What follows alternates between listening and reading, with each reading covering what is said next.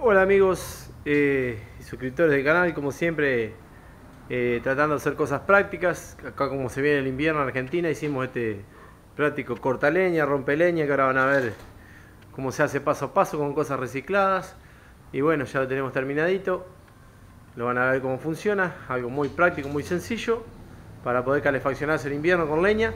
Y bueno, quería mandar un saludo a Darwin de Montevideo, que me ha mandado un videito de que pudo construir la estufa rusa que hemos hecho en algún otro tutorial. También quería decirles a todos los que se animen a mandarme sus videos con los proyectos hechos a partir de los tutoriales que yo hago, que encantado los voy a recibir y armaremos un video para subir en el canal. Así que bueno, espero que les guste amigos, seguimos tratando de mejorar siempre. Un abrazo, nos vemos la próxima.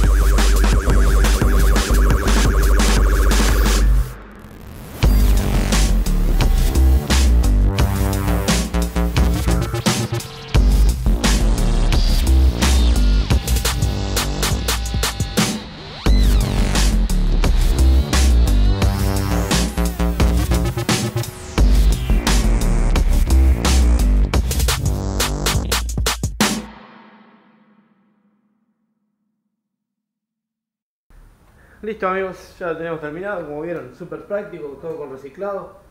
Le pusimos una llanta para que tenga más base. Ahora vamos a probar cómo funciona, después lo pintamos y queda listo. Se calza ahí.